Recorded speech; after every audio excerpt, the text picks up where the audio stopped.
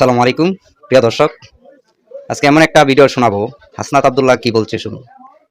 হাসনাত আব্দুল্লাহ বলছে, কোনো প্রবাসীকে দেশের রাজনীতি করতে দেব না। কেন দেব না, বিষয়গুলো চলেন শুনে আসি, তারপর বিস্তারিত আলোচনা করবো ইনশাআল্লাহ।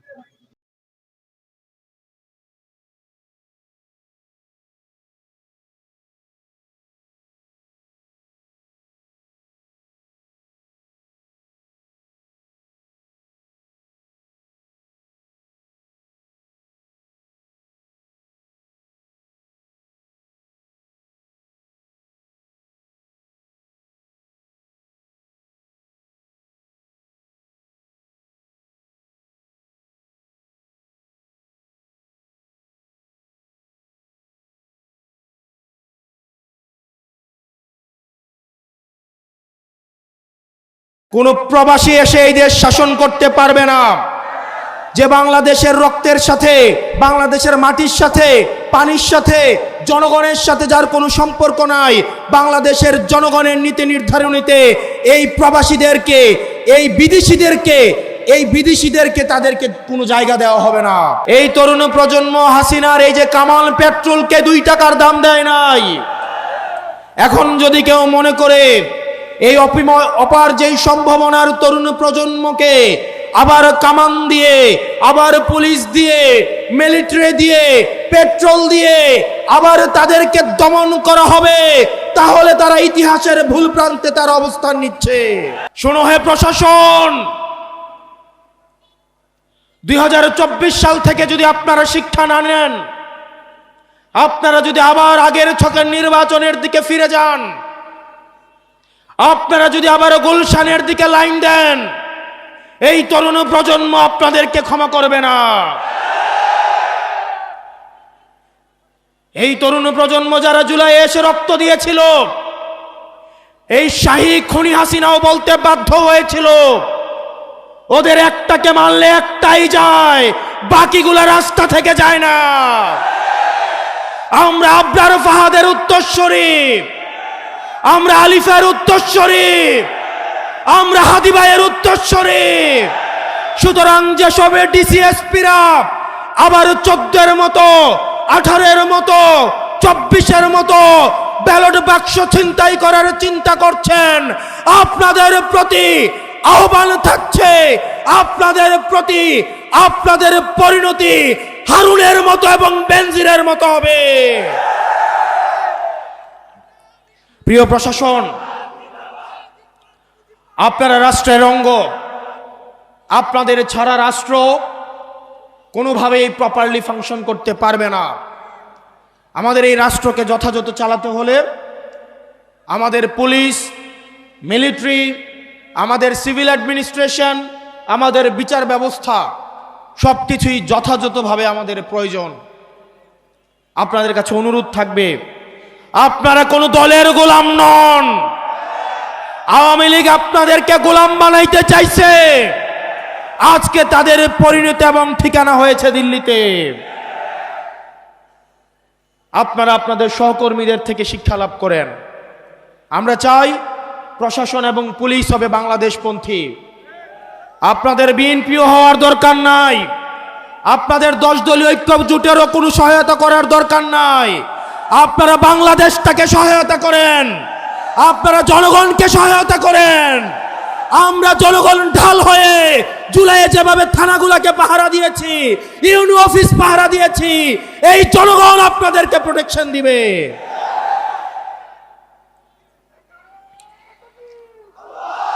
আমরা চাই এই অভ্যুত্থানের পরে প্রশাসন এবং পুলিশের ভূমিকা হবে নিরপেক্ষ।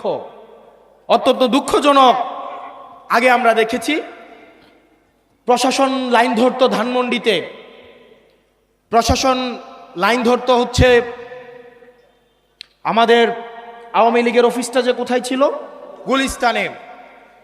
এখন আবার দেখা যায় প্রশাসন লাইন ধরে গুলশানে।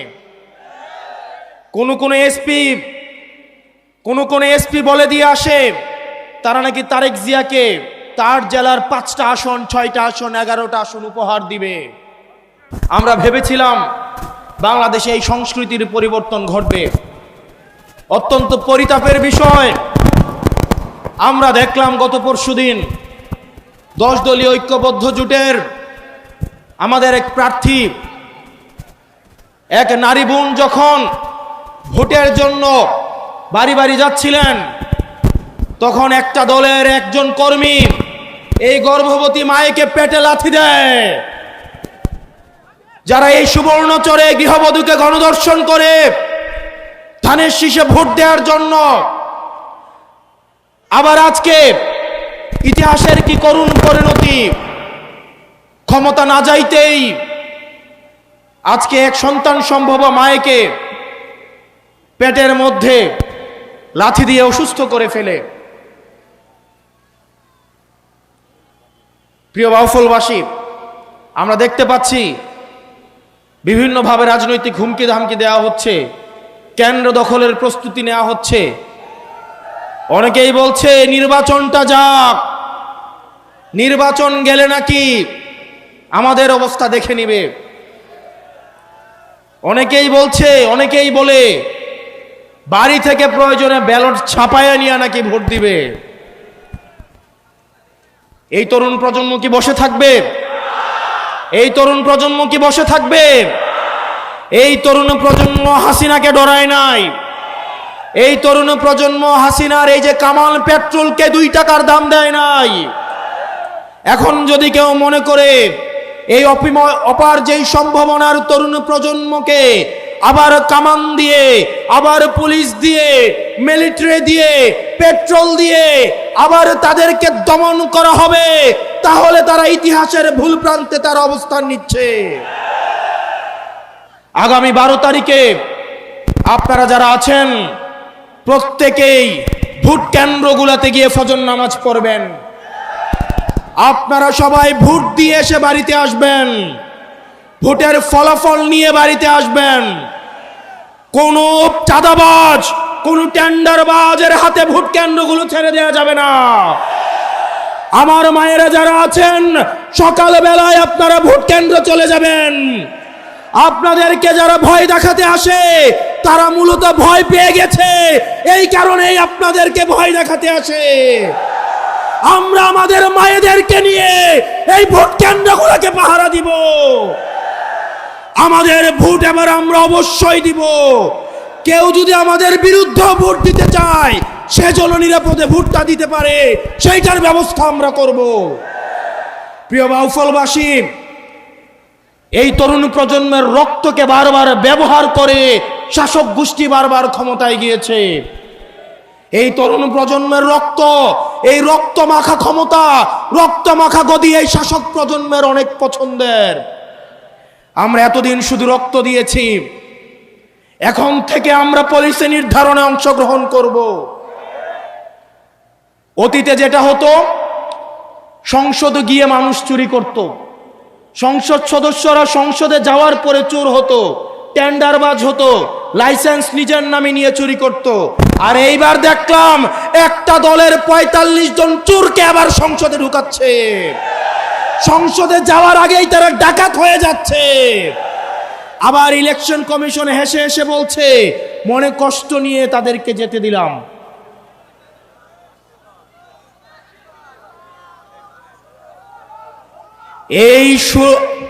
আমাদের এই জুলাই অভ্যুত্থানের শহীদের রক্তের উপরে দাঁড়িয়ে যারা পুঙ্গ হয়েছে, যারা আহত হয়েছে, তাদের উপরে দাঁড়িয়ে মাননীয় ইলেকশন কমিশন আপনাদেরকে, ডাকাতদের এবং চোরদেরকে সেফ এক্সিট দিয়ে সংসদে পাঠাতে আপনাদেরকে এই ইলেকশন কমিশনে বসানো হয় নাই। আগামী বাংলাদেশ কখনোই ঋণ খেলাপিদের হাতে উঠাই দিব না। আগামী বাংলাদেশ ব্যাংক ডাকাতদের হাতে তুলে দিব না।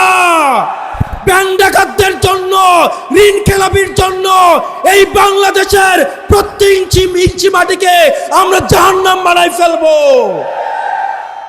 এই ঋণ খেলাপিরা ব্যাংকের থেকে ঋণ নিয়ে বিদেশে পাচার করে তাদের পরিবারের জন্য বিদেশে সেফ হেভেন এবং বেগম পাড়া বানায়। আর আমাদের দেশের তরুণ প্রজন্ম কর্মসংস্থানের অভাবে কি নিদারুণ করুণ জীবন যাপন করে। আর এদের সন্তানরা বিদেশে থেকে মাদকের জীবন, বিদেশে থেকে বেলাল্লাপনার জীবন যাপন করে। আমরা স্পষ্ট ভাষায় বলছি, ঋণ খেলাপি এবং ব্যাংক ডাকাত তাদেরকে আমরা সংসদে যাইতে দিব না। কিছুদিন আগে দেখলাম বন্দর একটা বিদেশি কোম্পানিকে দেওয়ায় অনেক দল রাস্তায় এসে আন্দোলন করলো যে বন্দর নাকি বিদেশিদের হাতে তুলে দিবে না। অথচ আমরা দেখলাম 138 বছরের শ্রেষ্ঠ 138 বছরের মধ্যে সবচেয়ে বেশি বন্দরে এই বছর ইনকাম হয়েছে। আপনারা বন্দর বিদেশিদের হাতে তুলে দিবেন না, কিন্তু প্রবাসীদেরকে এনে আপনারা সংসদে ঢুকাবেন। এই মুনাফিকে আপনারা নিয়ে কিভাবে ঘুমান? এই প্রবাসীরা এখন সুযোগ আসছে, বাংলাদেশে আসছে। আবার যদি দেখে নির্বাচন উত্তর দক্ষিণ, তাদের যে পাসপোর্ট আছে সেটা নিয়ে আবার বিদেশে পালাবে। এই দেশের ভূমিপুত্ররাই এই দেশ শাসন করবে, কোনো প্রবাসী এসে এই দেশ শাসন করতে পারবে না। যে বাংলাদেশের রক্তের সাথে, বাংলাদেশের মাটির সাথে, পানির সাথে, জনগণের সাথে যার কোনো সম্পর্ক নাই, বাংলাদেশের জনগণের নীতি নির্ধারণীতে এই প্রবাসীদেরকে, এই বিদেশিদেরকে তাদেরকে কোনো জায়গা দেওয়া হবে না। প্রিয় বাউফলবাসী, প্রিয় তরুণ প্রজন্ম, আমাদের আগামী বাংলাদেশটা, আমাদের অতীত প্রজন্ম যেই ভুল করে গিয়েছে, সেই ভুলের দায়ভার, সেই ভুলের মাসুল আমরা তরুণ প্রজন্ম বারবার আমরা দিতে পারবো না। ইতিহাসের প্রত্যেকটা প্রান্তে আমাদের অতীত প্রজন্ম ইতিহাসের ভুল প্রান্তে তার অবস্থান নিয়েছে এবং সেটার দায় আমাদেরকে, রক্ত দিয়ে আমাদেরকে সেটার দায় শোধ করতে হয়েছে। আমাদের আগামীর বাংলাদেশ হবে সমতার বাংলাদেশ, আগামীর বাংলাদেশ হবে মানবিক মর্যাদার বাংলাদেশ, যেই বাংলাদেশে মত প্রকাশের জন্য আপনাকে গুম করা হবে না, যেই বাংলাদেশে মত প্রকাশের জন্য আপনাকে ক্রস ফায়ারে দেওয়া হবে না, যেই বাংলাদেশে মত প্রকাশের জন্য বাড়ি থেকে উঠিয়ে নিয়ে যাওয়া হবে না, যেই বাংলাদেশে আপনার অধিকার আদায়ের জন্য বাংলাদেশ পরিচয়ের বাইরে আপনাকে হিন্দু পরিচয়, মুসলমান পরিচয়, বৌদ্ধ পরিচয়, খ্রিস্টান পরিচয়, পাহাড়ির পরিচয়, সমতলের পরিচয় আপনাকে ব্যবহার করা লাগবে না। আপনার কেবলমাত্র পরিচয় আপনি বাংলাদেশি পরিচয়ে আপনি সাম্য, মানবিক মর্যাদা, ন্যায় বিচারের আপনি সমান অধিকার পাবেন ইনশাআল্লাহ। আগামী নির্বাচনে আমাদের ঐক্যবদ্ধ বাংলাদেশ, আমাদের বাংলাদেশের প্রধান এবং প্রথম সমস্যাই হচ্ছে দুর্নীতি। আপনি একটা ফুটা ট্যাঙ্কের মধ্যে যতই পানি দেন না কেন, দিন শেষে পানি থাকবে খালি। আমাদের ফুটাগুলাকে বন্ধ করতে হবে, দুর্নীতিকে বন্ধ করতে হবে। অত্যন্ত পরিতাপের বিষয়, আমাদের দুর্নীতি বন্ধর দিকে মনোযোগ নাই, কারণ আমরা দুর্নীতিবাজদেরকে আবার আমাদের অনেক দল সংসদে পাঠাচ্ছে। আগামী নির্বাচন হবে দুর্নীতিবাজদের বিরুদ্ধে নির্বাচন, আগামী নির্বাচন হবে টেন্ডারবাজদের বিরুদ্ধে নির্বাচন, আগামী নির্বাচন হবে এই চাঁদাবাজদের বিরুদ্ধে রেড কার্ডের নির্বাচন। প্রিয় তরুণ প্রজন্ম, আমরা এই তরুণ প্রজন্ম, আমাদের পরিচয় হবে আমরা একটা বৈষম্যমুক্ত বাংলাদেশ নামক একটা রাষ্ট্রের, আধুনিক এবং অগ্রসর রাষ্ট্রের একটা গর্বিত নাগরিক হইতে চাই। আমরা বিশ্ব ব্যবস্থার সাথে শুধুমাত্র তাল মিলিয়ে চলতে চাই, বিষয়টা এমন না।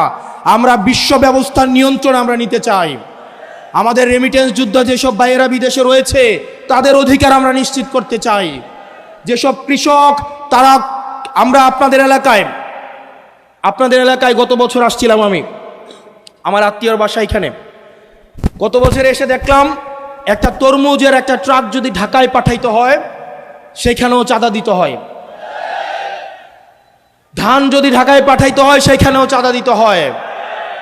একটা সিনজিওয়ালা সারাদিন 500 টাকা ইনকাম করে, সেখান থেকেও চাঁদা দিতে হয়। একটা ঝালমুড়িওয়ালা ঝালমুড়ি বিক্রি করে 300-400 টাকা ইনকাম করে, সেইখানেও চাঁদা দিতে হয়।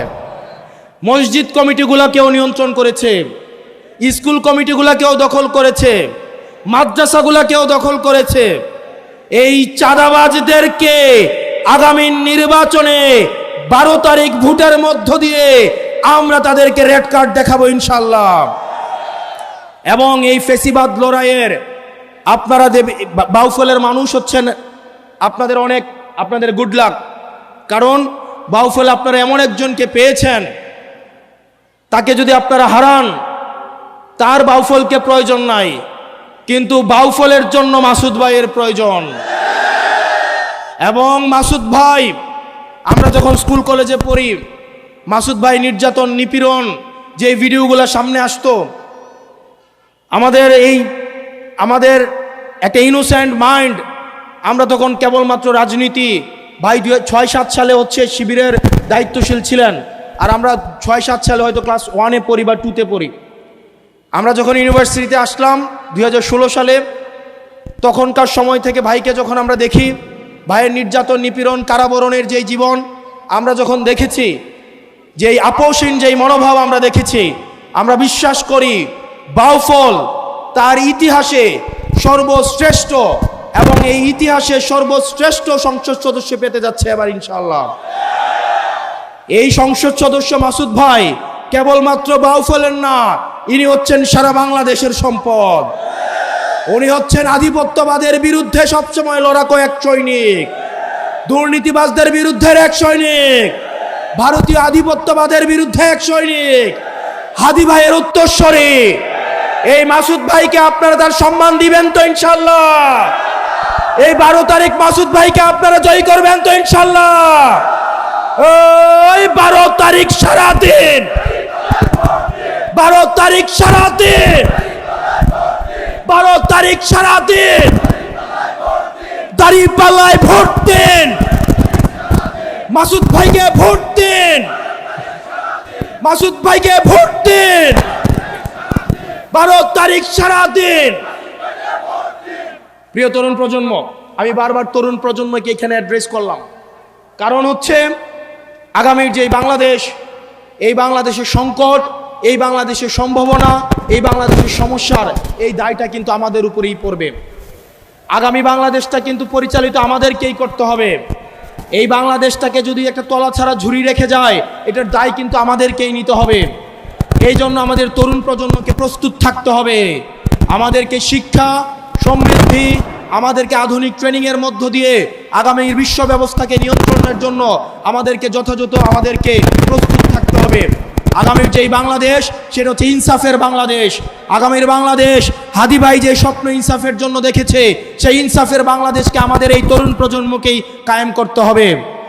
আপনাদের এই বাউফলের আরেক তরুণ প্রজন্মের সৈনিক, যিনি আমাদের এনসিপি থেকে প্রার্থী ছিলেন, কিন্তু এই 10 দলীয় জোটে আসার কারণে যিনি আমাদের মাসুদ ভাইকে সমর্থন দিয়েছেন, অ্যাডভোকেট মুজাহিদুল ইসলাম শাহিন, আমাদের এই তরুণ প্রজন্মের এই আরেক দিক নায়ক, এই মুজাহিদুল ইসলাম শাহিনকেও আপনাদের হাতে তুলেই দিয়ে গেলাম।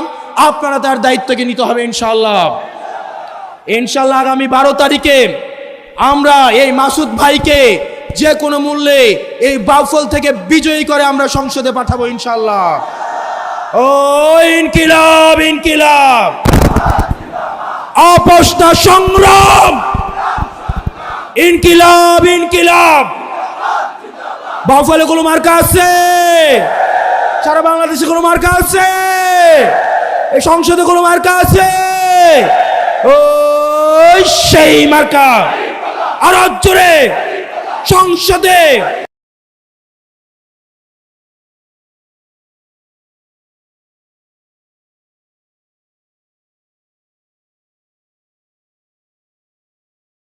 প্রিয় দর্শক, শুনতে পারছেন হাসনাত আব্দুল্লাহর কথা। উনি বলছে যাদের জনগণের সাথে ওঠা বসা নাই, পানির সাথে সম্পর্ক নাই, দেশের সাথে সম্পর্ক নাই, তারা এই নির্বাচনে সরকার গঠন করে দেশ চালাবে, এটা হতে দেওয়া হবে না। প্রিয় দর্শক, ভিডিওটি ভালো লাগলে লাইক, কমেন্ট, শেয়ার, সাবস্ক্রাইব করে পাশে থাকবেন এমন ভিডিও পেতে। আল্লাহ হাফেজ।